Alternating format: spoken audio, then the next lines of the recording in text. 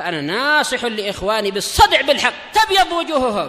السكوت في مسألة الحزبية يضرها، فاصدع بما تؤمر وأعرض عن المشركين. سلامي على دماج ورجالها والشيخ يحيى ودار العلم يا سعد بانيها.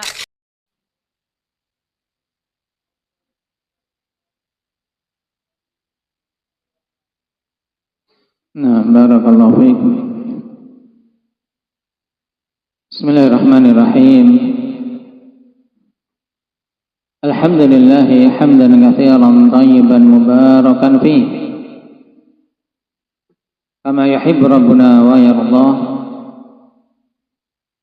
Asyhadu an la ilaha illallah wahdahu la syarika lah. Wa asyhadu anna Muhammadan abduhu wa rasuluhu sallallahu alaihi wa ala alihi wa sallama tasliman katsiran. Amma ba'd. Ikhwanil kiram rahimani wa rahimakumullah. Kita telah masuk pada hadis-hadis berkaitan dengan makarimul akhlak,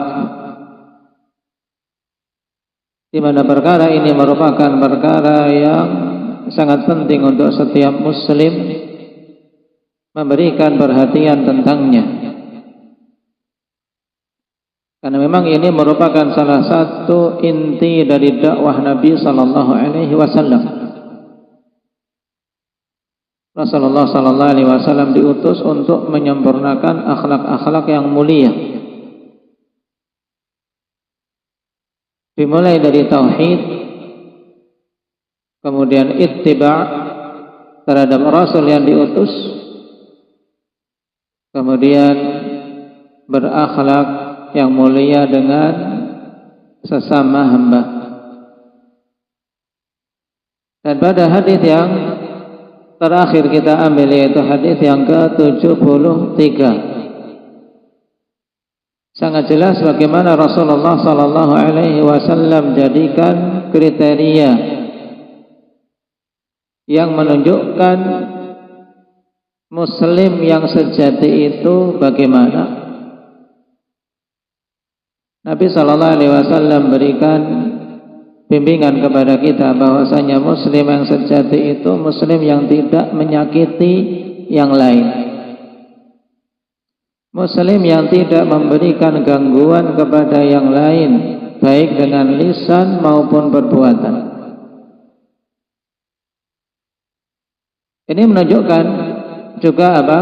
Kesesuaian ikhwan antara kata muslim dengan salamah. Nah, muslim dengan keselamatan.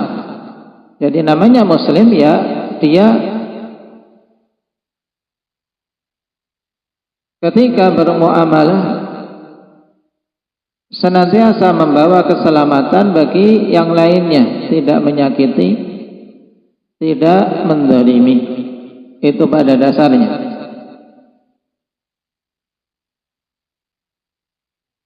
Dan telah kita lewati, ini adalah salah satu dari bagian 3 unsur yang ada pada akhlak seorang muslim dalam muamalah. Satu unsur saja ketika terpenuhi, Nabi sallallahu alaihi wasallam katakan, inilah hakikat muslim. Al-muslimu man salimal muslimuna min lisanihi wa yadihi.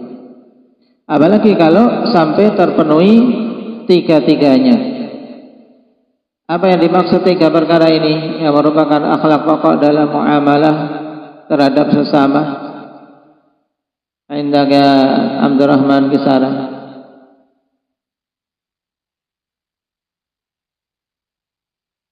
Diingat kalimat masyhur dari para salaf kita.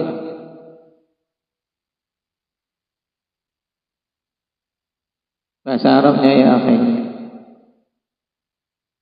Kaful adha wa badlun nada wa talaqatul wajhi. Naam. Ini baru kaful adha, ya kan? Yang disebutkan dalam hadis Nabi sallallahu alaihi wasallam ini intinya pada kaful adha. Kita tahan diri kita dari menyakiti. Nah, dan ada unsur yang lain yang lebih utama dari itu adalah bazlun nada.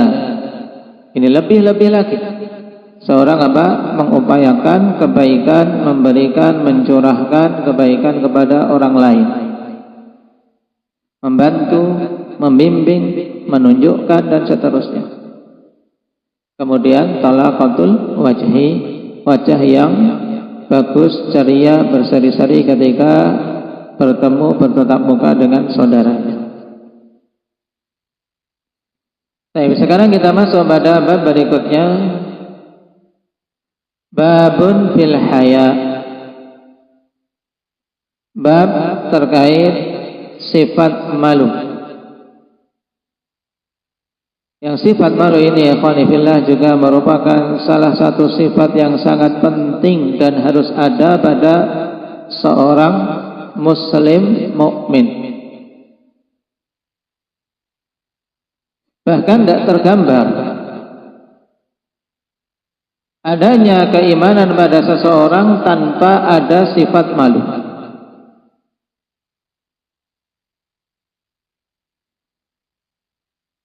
Kita ambil hadis yang dibawakan di sini.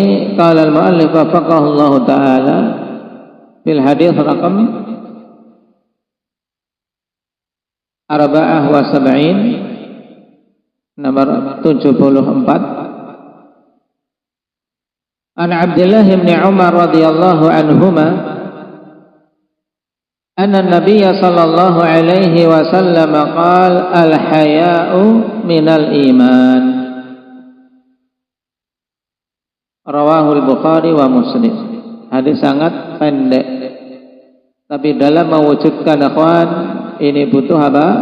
Butuh keistiqomahan.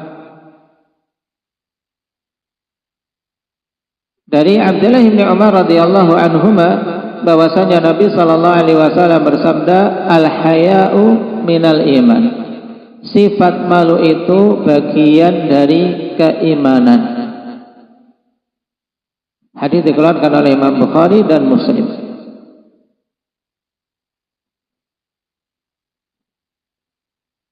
Dari sini sangat jelas, akhwan, Nabi sallallahu alaihi wasallam gandengkan antara sifat malu yaitu al-haya dengan iman. Yang dalam hadis yang lain, Rasulullah sallallahu alaihi wasallam ketika menyebutkan cabang dari cabang-cabang keimanan, al-imanu bid'un wa sab'una bid'un wa sittuna syu'bah. Fa afdaluha qaulu la ilaha illallah wa adnaha imatatul adza 'anit thariq. Kemudian apa kata Nabi? Wal haya'u syu'batun minal iman. Iman itu ada 70 sekian cabang atau 60 sekian cabang. Ada khilaf dalam periwayatan. Dan yang paling utamanya dari cabang-cabang keimanan adalah ucapan la ilaha illallah. Kemudian yang paling rendahnya adalah menyingkirkan gangguan dari jalan.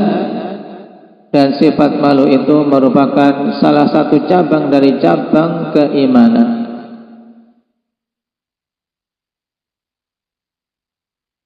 Hadis muttafaqun alaih juga. Dan bahkan dalam hadis Ibnu Umar yang dikeluarkan oleh Imam Al-Hakim dengan sanad yang sahih dimasukkan oleh Imam Al-Wadi'i rahimahullahu taala dalam As-Sahihul Musnad, Nabi sallallahu alaihi wasallam ungkapkan dengan ungkapan yang menunjukkan antara iman dan sifat malu itu tidak mungkin terpisah. Rasulullah sallallahu alaihi wasallam bersabda, al-haya'u wal imanu qurina jami'an. Fa idza rufi'a ahaduhuma rufi'al akhar. Sifat malu dan keimanan itu digandengkan secara bersama-sama. Ini keduanya digandengkan bersama-sama. Al-haya wal iman qurina jami'an. Sifat malu dan keimanan digandengkan bersama-sama secara keseluruhannya. Fa idza rufi'a ahaduhuma, namanya sesuatu digandeng jadi satu. Maka kalau diangkat salah satu dari keduanya mesti jadinya bagaimana? Hakim. Dua perkara digandeng. Kita mau ngangkat salah satunya kira-kira bagaimana? Yang terangkat berapa? Hah? Berapa Zakaria? Dua perkara digandeng diikat jadi satu. Kita mau ngangkat salah satunya. Kalau diangkat salah satunya mesti yang terangkat berapa? Dua-duanya semuanya, ya kan? Karena sudah digandeng. Nah, baik. Demikian pula ini. Nabi SAW menggambarkan demikian. Sifat malu dan keimanan itu digandengkan secara bersama-sama. Fa idza rufi'a ahaduhuma rufi'al akhar, apabila salah satu dari keduanya diangkat maka terangkatlah yang lain. Maka sangat jelas kalau seorang tidak punya malu maka mesti keimanannya juga sangat tipis atau bahkan tidak ada sama sekali sebagaimana keadaan orang-orang kafir. Orang-orang yang paling tidak punya sifat malu ya orang-orang kafir. Kenapa? Karena tidak ada keimanan di dalam hati-hati mereka. Nah, sehingga kapan saja kaum muslimin mencontoh dan condong kepada orang-orang kafir, maka demikian pula akan terkikis lambat laun sifat malu dari mereka. Dan ini yang kita saksikan. Dan kita sangat prihatin dengan semakin sedikitnya sifat malu di tengah-tengah kaum muslimin. Karena banyak yang terangkat dikarenakan banyak dari kaum muslimin yang menoleh kepada orang-orang kufar, baik dalam pergaulannya, baik dalam gaya pakaiannya, maupun dalam hal-hal yang lain. Bahkan dalam tata cara makan di acara-acara, di pesta-pesta mereka juga banyak yang meniru orang-orang kufar dengan tidak malu untuk makan dalam kondisi berdiri dan seterusnya. Nah, lalu apa sebenarnya sifat malu itu? Karena banyak manusia salah paham dalam memahami sifat malu yang Nabi SAW katakan merupakan bagian dari iman, bahkan tergandeng dengan erat dengan keimanan. Banyak terkadang ungkapan-ungkapan jangan malu-malu, padahal harus malu. Nah, kenapa? Karena tadi terkadang ada hal yang sebenarnya bukan malu secara syar'i, tapi dianggap malu oleh manusia dalam adat istiadat mereka. Seperti misalnya apa? Ketidakmampuan untuk tampil menyampaikan ilmu. Enggak, malu saya. Ini bukan malu sebenarnya, tapi sebenarnya apa? Tidak mampu, lemah, ajiz, ketidakmampuan. Seorang disuruh khutbah, enggak, malu khutbah, malu. Ini malu atau bukan? Ini bukan malu. Karena malu harusnya apa? Malulah kalau tidak bisa khutbah. Sudah setahun mondok enggak khutbah, malu. Nah, itu malu yang betul. Nah, baik. Tapi apa? Kalau disuruh khutbah tidak bisa khutbah, malu. Nah, ini bukan malu, tapi tidak mampu atau lemah, ajiz namanya. Kenapa? Karena hakikat sifat malu penting untuk antum catat dan betul-betul pahami. Dikatakan oleh Imam Nawawi rahimahullah ta'ala dalam kitab beliau Riyadhus Shalihin. Ini rujukan paling gampang, paling dekat. Qala al-ulama haqiqatul haya khuluqun yab'athu ala tarkil qabihi, khuluqun yab'athu ala tarkil qabihi wa yamna'u min at-taqsiri fi haqqi dzil haqq.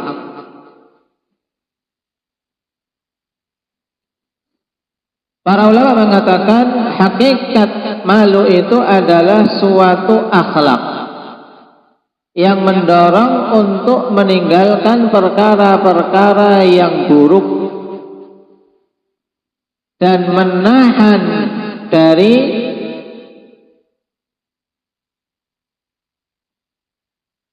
berkurang-kurang dalam menunaikan hak siapa saja yang memiliki hak, atau dari mengurangi udahnya. Dan apa tadi?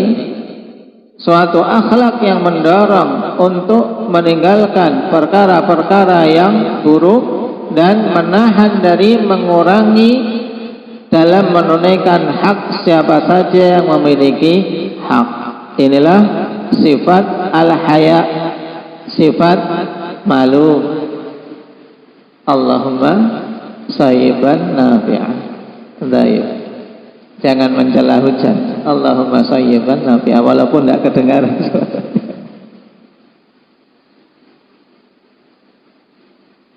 Baik.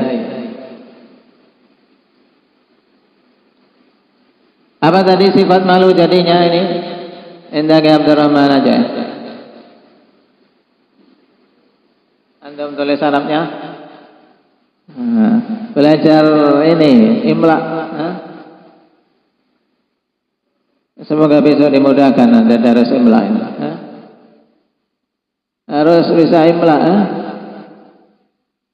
Siapa yang belum bisa imla? Harus bisa imla. Nah, nulis bahasa Arabnya. Apa?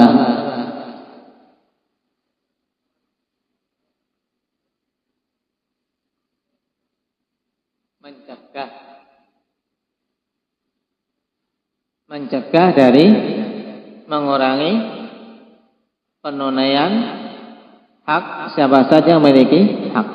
Baik, pahami ini.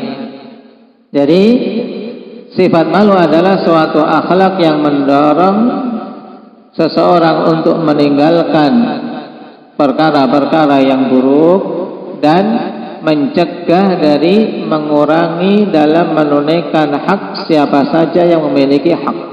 Berarti kalau kita perhatikan pada sifat malu ini ada dua unsur. Yang pertama apa?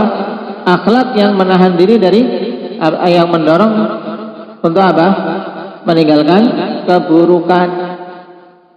Berarti yang mendorong kita untuk meninggalkan keburukan itulah sifat apa namanya Abdullah?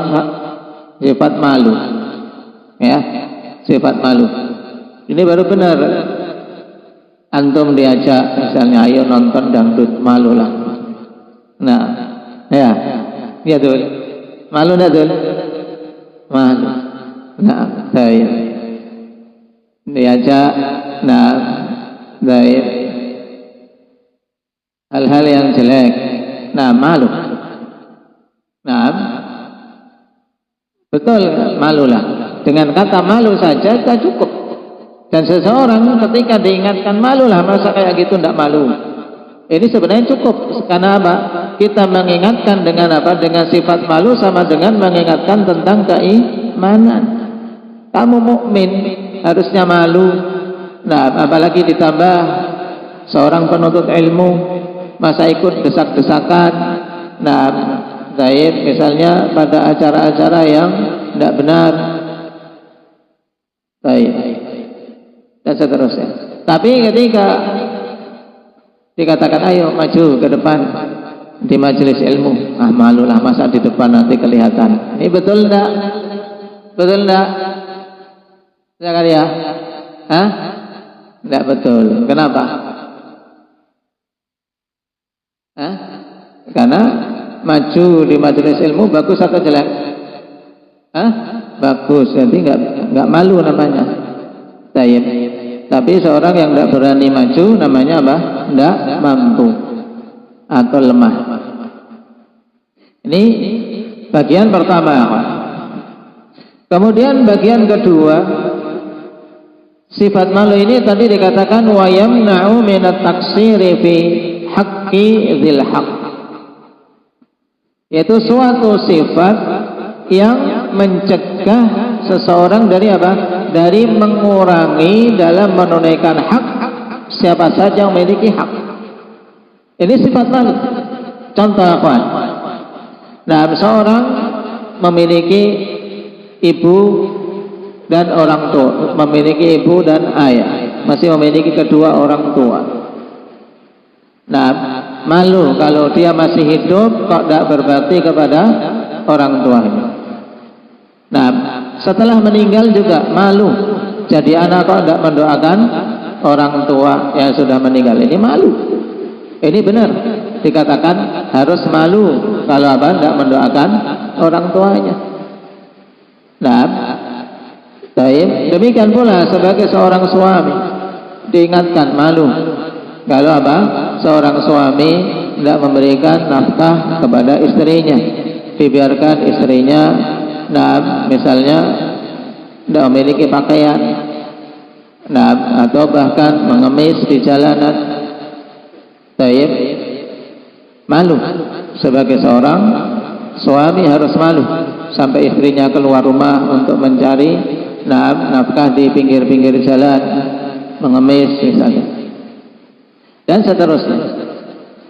Jadi semua yang memiliki hak kita ketika memiliki sifat malu, maka sifat malu ini akan mencegah dari mengurang-urangi dalam menunaikan hak mereka. Sehingga mafhumnya sifat malu akan mendorong kita untuk betul-betul sempurna dalam menunaikan hak. Baik itu hak Allah, hak Rasulnya, maupun hak sesama manusia. Maka sangat jelas di sini. Nah, kecocokan antara malu dengan iman.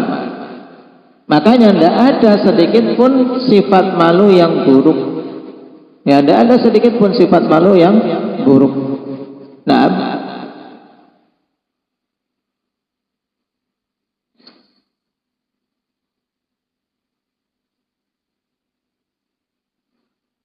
makanya Nabi Sallallahu Alaihi Wasallam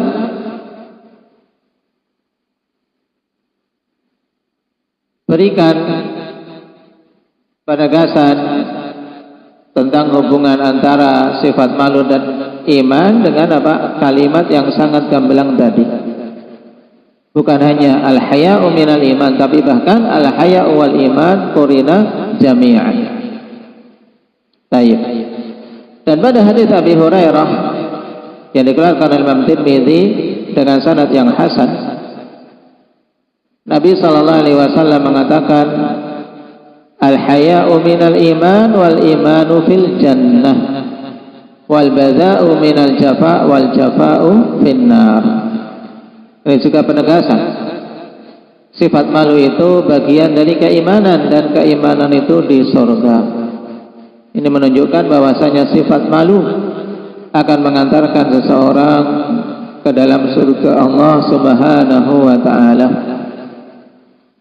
Makanya dalam kalimat yang lain Nabi katakan al-haya'u la ya'ti illa bi khair. Sifat malu itu tidak akan mendatangkan kecuali kebaikan. Tidak ada keburukan sedikit pun dalam sifat malu. Jika kita pahami makna malu yang benar tadi. Ya, diingat-ingat makna malu, makna al-haya yang diinginkan di dalam syariat. Adapun yang banyak diungkapkan oleh manusia sebagai sifat malu yang menghalangi dari kebaikan, menghalangi dari hal-hal yang utama, ini sebenarnya bukan malu, tapi al-ajzu. Al-ajzu. Bedakan antara al-haya'u dan al-ajzu. Kalau al-ajzu tadi mendorong untuk meninggalkan keburukan, menahan diri dari mengurang-urangi hak. Sedangkan al-ajzu yaitu ketidakmampuan, menghalangi dari hal-hal yang utama. Nah, menghalangi dari keutamaan-keutamaan yang banyak. Nasallallahu azza wa jalla at-taufiq was sadad.